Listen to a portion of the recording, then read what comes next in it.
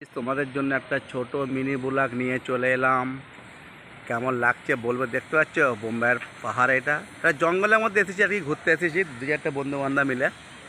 এটা দেখো ভিরান, এসব জায়গায় রাত 7টার পরে আসা খুব মুশকিল। দেখেছো শুনশান এলাকা, খালি দু চারটে কুত্তা ঘুরছে, কুকুর, আর কিছু নেই, কোনো লোকজন নেই।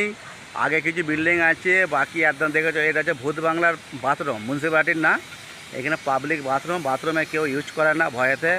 সন্ধ্যে 7টার পরে এখানে সব বিল্লির ডাক, বাচ্চাদের সেই বাচ্চার কান্নার আওয়াজ, তারপরে মেয়েদের যে পায়ে যে পায়েল বলে না, নুপুর যাকে বলা হয় পায়েল, হিন্দিতে বাংলায় নুপুর বলে, সেসব আওয়াজ আসে বলে এসব পায়খানা কেউ ইউজ করে না মিউনিসিপ্যালিটির।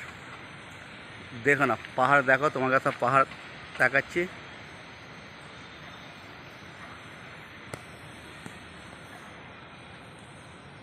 আমি ব্লগ করবো, আমার তো দেমায় কিছু ঢুকছে না। ওই যে ঘরটা দেখছো, ওইটা হচ্ছে ভূত বাংলা, ওইটা হচ্ছে ভূত বাংলা। ওই বাড়ির মধ্যে ভূত আছে, বুঝতে পারছো।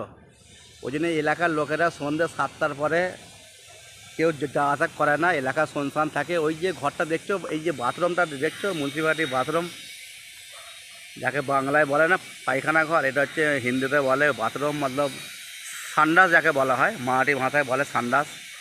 এই সান্ডাসের পিছনে দেখছো ওই যে একটা ঘর দেখতে পাচ্ছ, দেখো খিড়কি দেখো সব বন্ধ, এটা হচ্ছে ভূত বাংলা। এখানে 7টার পরে আর লোক আসে না ভয়েতে। দেখো না বন্ধুরা, তোমরা কে কোথায় থেকে দেখছো একটু কমেন্টটা করবে, কমেন্টটা করলে ভালো লাগবে।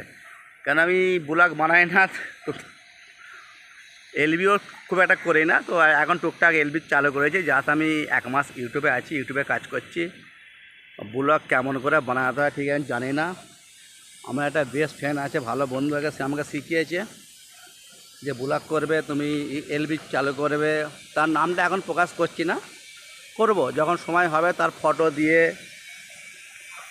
দিয়ে তাকে আমি তখন ব্লগটা বানাবো। আগে আমি ইউটিউবে একটু জায়গায় পৌঁছাই। দেখো না ভূত বাংলা, তোমাদের বারবার এইটাই দেখাচ্ছে, এটা হচ্ছে ভূতের ঘর।